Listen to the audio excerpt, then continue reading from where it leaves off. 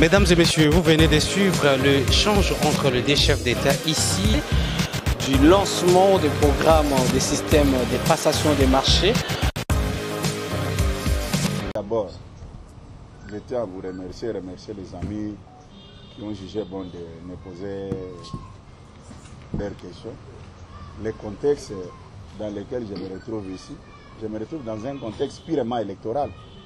Comme vous le savez, le président Félix Tshisekedi est président de l'IDPS et candidat de l'IDPS et haute autorité de référent de l'Union sacrée.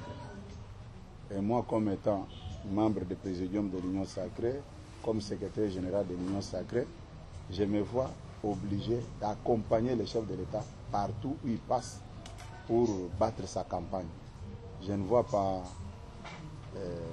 les problèmes si je le fais. Je suis ici dans cette ville dans un cadre purement électoral. L'IDPS est implanté ici à Mbandaka et les membres de l'IDPS ont besoin d'un soutien moral venant de leur hiérarchie pour être très engagés à battre campagne du président Félix Tshisekedi, candidat numéro 20 aux élections de décembre prochain. Après ces mots du secrétaire général, nous passons au jeu des questions-réponses. Ceux Si qui y ont en a des questions, ils peuvent soulever. On commence par vous. Vous présentez. Restons dans les sujets. Effectivement. Voilà. Secrétaire général, je suis Jetro Ngolou, la voix de la RDC Télévision. Vous êtes ici arrivé à Mbandaka. Est-ce que avez-vous trouvé cette mobilisation dont vous parlez en ce moment? D'abord, nous tenons cette communication à l'intérieur de l'endroit où les responsables du parti m'ont logé. Je ne suis pas encore sorti. Du moins, si vous m'avez donné le temps de sillonner la ville et revenir, je pouvais répondre. Mais si je suis dans une parcelle clôturée, je ne vois pas de l'autre côté. Vous avez quitté l'aéroport jusqu'à... Voilà. En quittant l'aéroport jusqu'ici, je suis arrivé à 22h. Puis je ne voulais pas que les combattants se mobilisent pour m'accueillir. Je voulais que tout soit focalisé sur l'arrivée du chef de l'État. J'avais dit aux gens qui voulaient que j'arrive pendant la journée, je n'étais pas d'accord. J'avais dit que non. Ça, c'est créer des situations inutiles. Nous avons une seule actualité qui domine, c'est l'arrivée du président de la République. Nous travaillons pour ça. Et je suis arrivé à 22h. À 22h, comment je pouvais connaître que non, il y a la mobilisation ou pas. À 22h, les gens sont déjà dans leur lit en train de dormir. Voilà. Monsieur le secrétaire général, si ce n'est pas un secret, Il faut d'abord lever les doigts, il faut que les choses aillent en ordre. Voilà. Allez-y. Je suis Eric Liengue, promoteur du magazine La Trompette. La tempête. La Trompette. La trompette. La Trompette. Je voudrais savoir, si ce n'est pas un secret, à l'arrivée du chef de l'État, quel message clé que la population de la ville de Mbandaka peut attendre. Mais là, il faut être Dieu le Père pour connaître ce qui est dans la pensée du chef de l'État. Puis c'est un candidat qui descend sur le terrain pour battre campagne. Il n'y a que Dieu qui peut connaître ce qu'il va dire à la population. Mais je sais seulement qu'il va rappeler à cette population tout ce qu'il a réalisé comme bilan pendant tout son parcours de son premier mandat. Le bilan que même un bébé né aujourd'hui peut vous dire que non, c'est grâce à Félix Tshisekedi que les enfants vont à l'école gratuitement. Ça, j'ai pris seulement cet exemple-là pour vous dire qu'il est candidat, qui a quelque chose à dire à la population, qui va mieux communiquer, qui va expliquer aux Congolais, vous m'avez élu pour mon premier mandat, voilà mes réalisations. Et pour terminer tout ce que j'avais déjà engagé, accordez-moi un second mandat. C'est plus facile pour Fachi Beton. Oui, bonjour CG. Ah, quand même là-bas, vous connaissez les noms. Oui, les autres, tu ne connaissais pas. Non, puisque voilà. sont... voilà. Je suis une grande personne, je comprends aussi les messages. Ah, voilà. Mais j'aimerais poser ma question à Lingala. Très bien. Sur le bas, hein, même ceux qui n'ont pas Lingala, je ne suis pas mon gars. Mais il ne faut plus me tenir rigueur. Voilà, ok.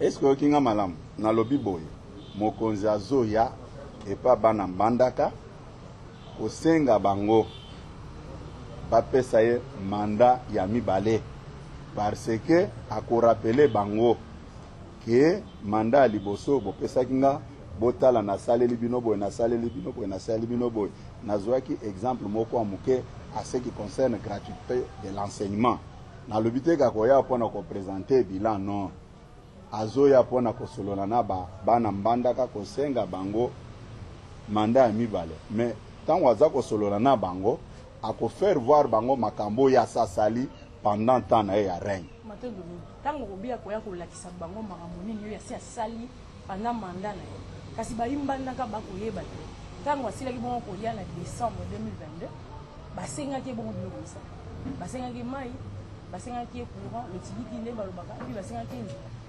kasi bango bakoloba te asali yango nano te akoya kopresente bango likambo nini osi esali mpo bakopesi susu confiance ya mibale tanke oyo basengaki liboso akoki nano kosala yango te.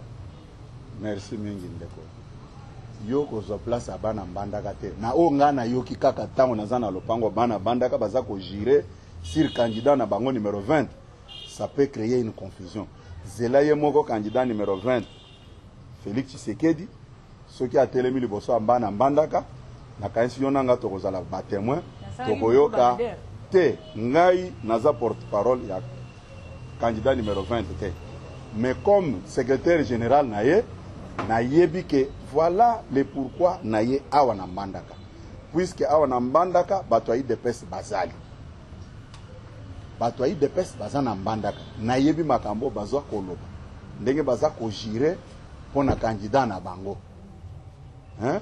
Tozela tango tata mokonza kozela liboso ya bana mbandaka yo kozala wana ngana kozala wana soki makambo esi ozonga tokutana biso mibale opozenga mutu na wana voilà et soki boye bosote voilà ndeko Christophe Bomboko ya Radio Mbandaka azapi collaborateur de l'agence congolaise de presse ACP. Question de Bosueza, bon secrétaire général, oye qu'on mobiliser la population pour Bayamba, chef de l'État. Pendant qu'il est parti dans Bino, confusion et ali, dans la fédération, nous avons deux présidents fédéraux. Est-ce que yo étant que numéro 1, la partie, aussi régler le problème pour que Bayamba, chef de l'État, na Kimia. Deuxième question, dans les ali, bah moi nini logistique, nyonso oyo déjà boutique on a. Bah, militant à Bino, bah, y a chef d'État, madame P, pour battre campagne à Kimia, chef d'État, numéro 20 à Londres.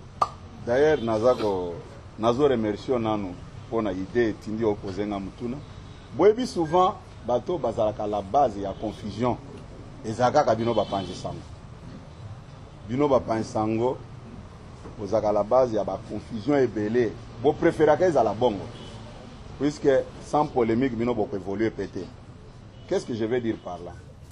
Lelo omuni mutu abimi a lobby naza ministre mais on ne s'improvise pas directement ministre au préalable il faut ordonnance ezala o ezosala ke non yozala ministre nazo exemple ami bana po mutu amibenga kaza président fédéral awa na mbandaka mutu anomaka bato ezali ngai yoko mopanzi sango yebisa mutu amibenga ka président fédéral kende chef na bino aye bosolola na ye mais oza président fédéral te pona famille na yo bana na yo na mwasi non oza président fédéral pona compte ya parti et puis il faut zala na décision portant nomination ya comité fédéral ou eza ko sala ke yonde président et puis il faut que tout na pe mutuana rapport na yo salaka wapi et puis batu il faut baye bayango awa banda congrès ya 2010 tozana régime ya élection to bien régime électif te tozana régime ya nomination. Tu ne peux pas prétendre être président fédéral si tu n'as pas une décision venant du secrétaire général. Bon, babiloko wana eza tika mutu a rêvé naye ezane ti olali ozo rêvé kozana $100,000 olamuki boye ata $100 ozana ngote. C'est pourquoi nalingaka kokota ba débat wana. Là, il répondant quand on a précision pour yomoko responsable de parti oye. Vous avez sur place na Mbandaka. Naza sur place na Mbandaka. Na yepona ko consacrer des ordres te. Naza secrétaire général makam nazolo bo nazolo bango liboso na bino.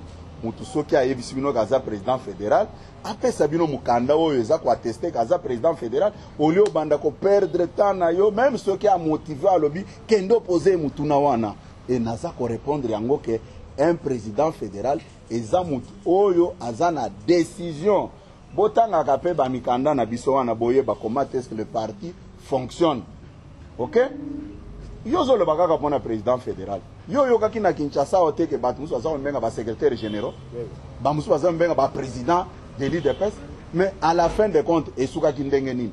C'est pour vous dire que babiloko wana ngai na kolanda ngote na uti ko préciser que un président fédéral azana document na ye ezate ke posongolo amibengi président fédéral mbala moko komi président même na ba quartier tozalaka na ba maître tailleur ba maître mécanicien na ba maître sportif mais bango nyonso mbenga kaka ba maître c'est je bombi biso kombo oh confusion ezali yo na lobby il n'y a pas une confusion nde ozako créer na lobby soit senga mutu nyonso komi benga président fédéral c'est plus simple que ça ndengo ozi courage ya kotuna nga mutuna la haute instance du parti otuninga mutuni na yo kisoni ya koyanola yo te mais yo sikoyo ozoloba ke tangela biso kombo siko soki natangi kombo ya moko wana okosenga nga tanga kombo ya vice tanga kombo ya ba secrétaire nationaux tanga kombo ya ba trésorier atabino moko oyebi naza ko gérer ba fédération boni na mboka na biso naza ko gérer ba fédération boni c'est-à-dire na longwe na ye awa pona banda ko justifier ba buzoba o batu baza ko sala en âme et conscience. Non, je n'ai pas ce temps là. Na ko sala ka yango te. On prend la dame Oui, naza Karine Ngongo, magazine Banda Makambo. CG Oyena Etuka Équateur, Batuna Langeza Boy. IDPS Équateur, ma candidat awa na Yumba Bandaka, pour nous placer na IDPS, moi Wiki ezali bozangi boyoka. Na réseaux sociaux bazo kofinga na bango même na ba radio. Kofingana eza problème ya éducation. Mutu aza bien éduqué akoki kofinga moninga te. Ça ce sont des notions élémentaires ya éthique na morale. Mutu déjà obengi kaza mukolo. Mutu aza mukolo tango abandi kofinga bato. Olingi siko secrétaire général oyo akutani na ye na kimukolo na ye ce qui a rattaqué éducation na ye, c'est-à-dire moi je dois commencer à gérer le parti et gérer encore des bêtises des gens. Non, ça madame, par respect c'est un problème d'éducation. Tika mutu ndenga bokola babo tamaki na ye ce qui a zoaki éducation na ye wapi, ça n'a rien à voir avec le secrétaire général. Times.cd. Je suis Francis Le pour le compte de Times.cd.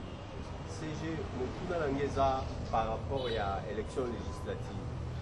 Généralement, l'observateur est belé balobaki, il dépasse député na bango mingi bautaka na Grand Kassai, Kinshasa, Momuke na Katanga.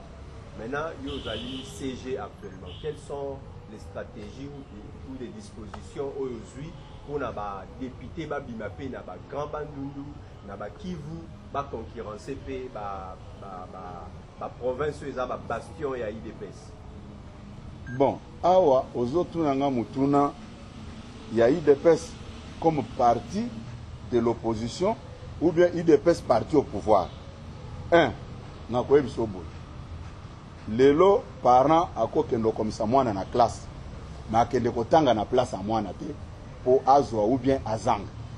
Ngai na sali musala nanga comme secrétaire général. C'est-à-dire quoi? Na fouti caution ya ba candidat. Puisque avant yo lo bakoza candidat, oso sali ba analyse au réunir toutes les conditions nécessaires ou sala ka ke mutu ami benga je suis candidat, ceux qui nazo kende boye na komema e bonga. Biso to sali musala na biso. To aligner au moins 459 candidats. Je ne pense pas que l'espace Kassai seul est comme ça 450 personnes. C'est-à-dire to sali makambo nyonso sur toute l'étendue de la République. Et ça na bana mususu. Papa Foutelier Minerval, mais à ça la école buissonnière. Cela veut dire quoi? Le parti s'est engagé pour aligner yo ko foutelo caution. Na moment baninga bazo sa la campagne, yo vandi non andako. Vous voulez que non, moi comme secrétaire général, n'a qu'à la campagne place nayo? La réponse est non. Naebi que biso comme parti tosali musala na biso. C'est raison pour laquelle le MONU. Et puis je vous promets aussi que après passage à chef de l'État, il y aura un temps avant la fin de campagne où on a la circonscription on a présenté bana IDPS ou ba postulé. C'est juste une formalité, mais le vrai travail est ça ko salema. Batumbango moko basi ba s'engager, to pesi bango confiance. Nous sommes engagés pour nous soutenir bango. Vous pensez que payer la caution de chaque candidat, c'est un hasard comme ça? Non. Tout ce que musala na biso, yonde okende kotuna en tant que mo pensango ke kotuna bande kwana que nous avons appris par la bouche du secrétaire général que parti efutela kibino caution makambo ko bombana ezate. Alobi lisusu que un parent akofutela mwana nae ba frère académique mais akokende kotanga place ya moi oyebo vandi na auditoire vandi na lobi bon j'ai payé les frais académiques de mon fils, maintenant je suis venu étudier à sa place. Non, nous avons payé la caution pour chaque candidat. C'est au candidat maintenant de prouver de quoi ils sont capables, puisque batu badlongoda na mituna bango ndenge bando salema na temps ya PPRD au baza kotinda ba liste. Non, il faut que banga nzambe ceux qui na ebisio que quand il y a un dossier à la CENI, natinda kabatu bagende kotala bao bazana attribution ya kotala makambo etali processus électoral. Moi comme secrétaire général, vous suivez les réseaux sociaux, vous suivez les médias, je suis sur toutes les lignes de front pour battre campagne. Pourquoi je n'ai pas croisé les bras? Vous pensez qu'aujourd'hui au sein de l'IDPS, il y a quelqu'un qui peut dire qu'il est très populaire que le secrétaire général? Vous pensez que c'est facile comme ça? Mais pourquoi je bats campagne? Pourquoi je me débrouille tous les jours ici pour convaincre la population?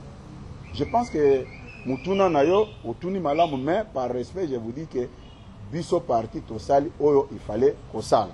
Voilà.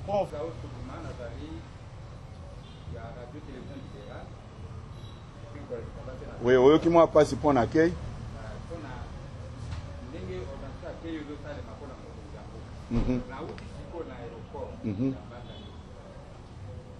Aucun drapeau a eu de aucun drapeau. Ah, le drapeau est visible, les alicats arrêtent, et puis moi, il y a ML. Il devait s'exacter. Que loba que ba drapeau exact, mais il devait s'exacter. Te bongisa maloba, loba que au moni drapeau il devait s'exacter. Voilà. Bon, pour ne pas vous laisser évoluer, souci nous autour de la visibilité. Ngai moko landangai malam. Nazana Kinshasa avant naya awa. Bakambia parti awa na Mbandaka. Nabimisi 900 drapeaux. Na pesi bang. Bokene nangwe pa na bi. Lobi tango na komi awa. Nabimisi lisusu puisque na linga koya kaka maboko pambate. Natiaki moi kolimo kwa mukeya 100 drapeaux. Toloba même que 900 wana batumbi yango. Hein? Tozwa nano oyo lobi wana. 900 wana batumbi yango soit babwaka kango na fleuve. Mais je ne pense pas. Siko 100 ya lobby. Na lobby na 22h. Na bimisi ba drapeau 100 pamba. Ce qui tosali calcul déploiement simple. Totier bloc de 5 personnes ou bien de 10 personnes avec 10 drapeaux fois 10 au déployer bango ba telemika kaboy 10 ba drapeau en ekomona na uti ko solona na bango aw ngai moko na yebisi bango na yete pona ko sala musala oyo bato bayaki o bazaki mandaté pour faire. Mais ngai comme chef nabino pour un réconfort moral pour na ko faire voir bino que mutu azako ya aza chef nabiso. 1 nalingi nungunungweza na kati nabino te. 2 objectif nabino nyonso na ngai akeya chef de l'État. 3 il faut visibilité ezala. Na ebisi bango bongo. Nasuki wana te. na porter bango apport politique na ngai na apport financier na ngai na sali yango comme secrétaire général ndengo na uti ko yebisa bino oke okokendo komisa mwana na université mais okotanga place na yete. J'ai fait ce qu'il fallait faire comme secrétaire général. Namongo naza candidat. Mais pourquoi natiki campagne na ngai moko na ye awa? Cela veut dire quoi? Ngai priorité natiaka nanu mokonzi mboka. Ce qui aza bien, ngai pe na kozala bien. Voilà comment moi je fonctionne.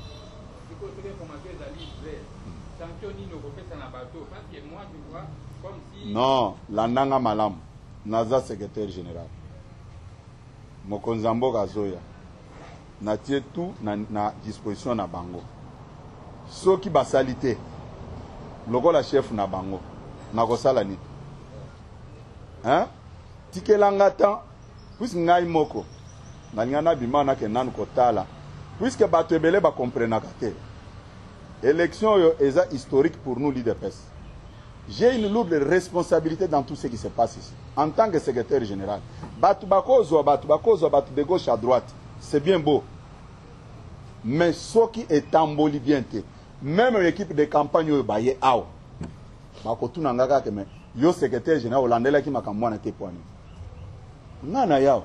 Ba avion na bango ndenge bazo ya wana na mataka ngote. Ngai moko na lukaka ba moyen na ngai moko na koma place wana pour palper du doigt ce qui se passe. Tout à l'heure là, je vais sortir pour voir comment ils ont placé le podium tout. Qu'on ne se voile pas la face. Batu bako sala babuzo bana bango ndenge balingi. Mais au finish, ça tombe sur l'IDPS et son secrétaire général. Vous avez Hollande. Je ne suis pas bête. Naye pona Hollande la babilo konete o lobiwana. Na kotuna bango. Peut-être ndenge na exige ki bango ke botia ba drapeau nyonso na banzete na lingo mona mutu ala ta drapeau na nzoto te. Peut-être bazolo ka banzete po batia ba drapeau bakende kuna. Puisque na zeki na bango ba louer au moins 5 bis o bazokende na batu kuna. Bon, nyonso wana toza kotala ngo. Naza kolandela de près Mbutamuntu. Ça va? On va prendre bon, éviter Baredi, hein, parce que même la question qu'il a posée fait partie des visibilités. Oui. Roger Moulumba, Bilonda, journaliste à la radio, télévision Mambenga. Moutoulan Ngezali Bouli. Puis il va sensibiliser Batou depuis 6 heures.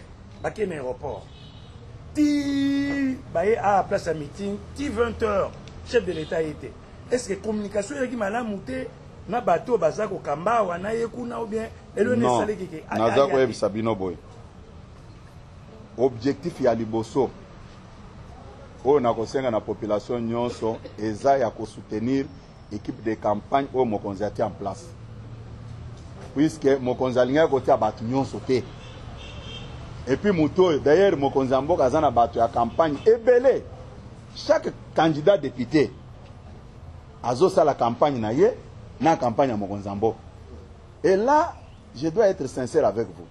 Bato ebelo yoki baza ko mirmire wana. Bazolo ba na campagne à Mokonzite. Baza pour ça ba pesa bangombongo. Mais au lieu ba senga mbongo, baza ko oh non, moi je ne suis pas associé à l'équipe de campagne chef de l'État. Non. Équipe de campagne chef de l'État lingo lobanine. Par définition lingo lobanine. Équipe de campagne tolinito lobango izanine. Hein? Bato muke nde balinga kozwa po baza la redevable na makambo ezako ya. Mais biso nyonso ndenge toza boy. D'abord ngai ndenge na zab. Nakoma kotuna ba journaliste ebele, boza kotuna nga mutuna na qualité nini. C'est pas bien que naza na institution mon côté. Mais baza kotuna nga comme responsable ya famille politique ya mokonzi mboka. Na participer na conseil des ministres te. Et loko ezana batika motema mabe, bato basi ba nommé ou ba désigner pas mokonzi pour diriger l'équipe de campagne, to soutenir bango. Ozona nanga malamu ndeko. Omoni biloko o communication ezaki malamu te boy. Non. Bato bayeba ki bien que mokonzi mboka alingaki ayawa lelo. Yango mona ki ngai pona kita awa na lobaki na kendeka ba air tardive. Na lini muto yako yambanga te puisque c'est l'événement tozana yango eza ake ya tata mokonzi école. naboya qui ko créer ba événement mi balé. Et ça c'est manque de respect même à l'autorité du chef de l'État. Je suis secrétaire général. Vous pensez que je n'ai pas besoin d'être accueilli aussi? Non. La communication est bonne. Tout le bâtiment de communication est qui malamu te. Ceux qui battent se pela qui pona kokende ko yamba mokonzi mboka. Mabeba salé za kwa. Moi je vous donne un exemple. Na organizaki activité moko na Ngaba. Na cadre ya campagne na ngai. Batu basi batandi batondi ebele. Babenga siko pona keni. Tango nazobonga mapona matana mutuka protocole d'état bengi ngai. Mokonzi mboka azokende na stade na match oyo ebetamaki ya Mauritanie hein? Mauritanie contre Lopa contre RDC. Ba isinga mokonzi azokende na stade. Bon, bango ba passer un message. Finalité ezanini. Il faut nazala wana. Mokonzi ko kende ndenge wana te soanke ngai nazala na contrôle ya stade wana naeba nini ezoleka te. Bon, imaginez-vous oya ngai batu bazalaki déjà bazozelanga nazokende pona koloba. Mais j'ai dit reporter ça et puis tant on a commis na laksika mokonzi ba photo na l'hôpital a banozela ngai pona kenenga ba mais tango ba informer nga na moni que entre les deux il faut na choisir mokonzi. Batu wana comme bazaki na bolingo na ngai candidat na bango. Candidat na bango 769 na Mwamba bango tout basala qui a ta réaction moko négative te batelemi bakei et les jours suivants bazongi comme si rien n'était tango yo lingi mutu kolanda ba makambo mike te wana hein wana et dépendre na agenda puisque d'abord n'oubliez pas que candidat numéro 20 est président de la République, candidat à sa propre succession. Article 70 de la Constitution, ezako légitimé pouvoir nae, puisque ezako lobake akotika la wana ti nandenge bako installer mosusu. Ozolanda. Rien que pour ça.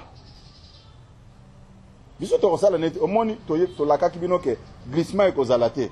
Eloko mowe ozalate élection ekosalema na délai constitutionnel. Yango ezosalema. Mais ndango nazolo bake comme candidat à sa propre succession. Il est en fonction.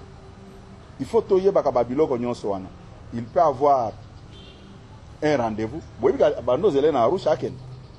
Atinda qui fait pem ya défense. Mwanamboka Jean-Pierre Mbem. C'est pour vous dire que Koyawana, c'est un petit incident du parcours qui ne peut en aucun cas remettre en cause Bolingo Bana Équateur Bazana Yam envers candidat na bango numéro 20. Je pense que côté wana Kenola la noneti ba bébé yomo mona Bana Équateur nenge bazozela bayamba joker na bango. Ainsi c'est fait.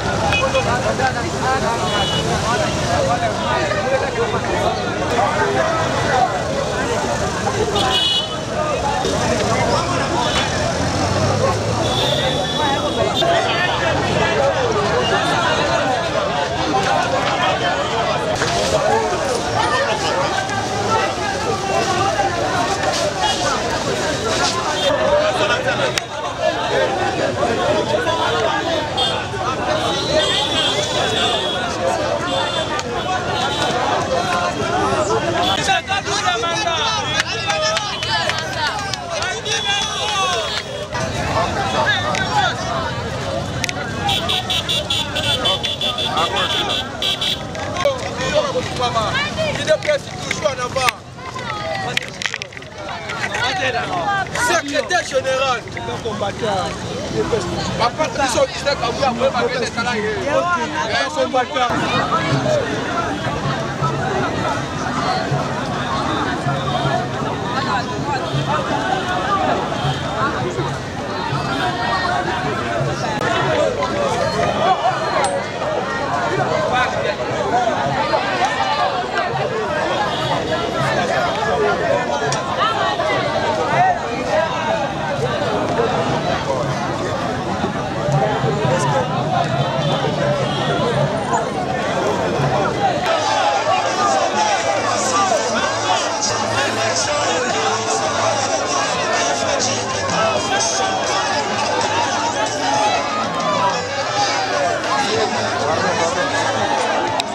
Merci beaucoup, mesdames et messieurs de la presse.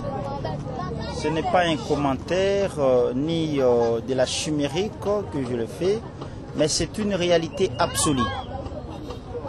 La province de l'Équateur, chef-lieu Mbandaka, où nous nous trouvons en ce moment, est au mouvement depuis le début de la semaine pour attendre l'arrivée de son digne fils au nom de Félix Antoine Tshilombo Tshisekedi, l'actuel président de la République et candidat à sa propre succession. Il est au numéro 20.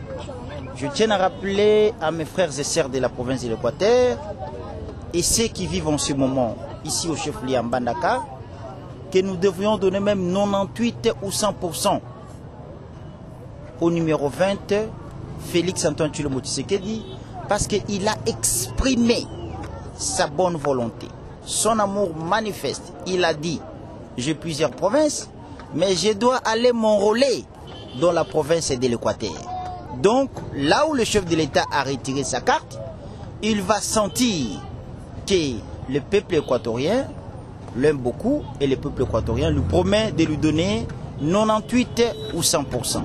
Voilà pourquoi moi, en ma qualité de chargé de campagne du président de la République ici dans la province de l'Équateur, ça fait déjà 8 jours que je suis ici pour sensibiliser la population. Hier, c'était le samedi 25 novembre 2023. La population était ici au stade depuis 6 h du matin. Et nous sommes rentrés à 19h40 ou 20h moins. On attendait que notre papa, notre frère, le président de la République, Félix Antoine Tshilombo Tshisekedi. Mais comme la République démocratique du Congo est vaste, il nous a promis, il a présenté ses excuses, il a dit « Calmez ma population, je serai là aujourd'hui le dimanche 28 novembre 2023 pour saluer ma population, mais aussi donner un discours concernant ma campagne électorale. » Voilà pourquoi nous sommes ici au stade, nous venons de l'aéroport. L'aéroport est inondé, le stade est inondé et nous attendons notre candidat, le candidat du peuple qui s'appelle Félix Antoine Tshisekedi Tshilombo, candidat numéro 20 à l'élection présidentielle. En ma qualité de coordonnateur national de la CNB et du secrétaire national chargé de l'implantation de l'ensemble du pays pour le compte de la FDC, étant donné que nous avions choisi le chef de l'État depuis 2021 comme notre seul et unique candidat à la magistrature suprême, la FDC est fortement mobilisée. Nous avons fait une forte mobilisation pour exprimer notre volonté manifeste, notre joie, mais aussi notre détermination à dire au président, vous êtes les seuls et uniques candidats que nous, la FDC, nous avions choisi. Vous allez voir les démonstrations de force de l'arrivée du président. Vous verrez qu'aucun parti politique va se comparer avec la FDC. Parce que moi-même, je suis là, je suis présent dans la province de l'Équateur, chef-lieu Mbandaka, mais aussi je suis candidat dans cette ville. Je suis candidat député provincial numéro 77. Donc, ma base a dit oui à mon choix, qui est le choix du peuple, qui est Félix Antoine Tshilombo Tshisekedi, numéro 20 à l'élection présidentielle. Voilà.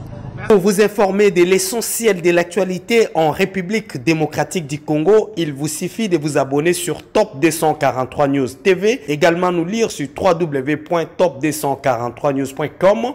Au nom de toute la rédaction, nous vous remercions.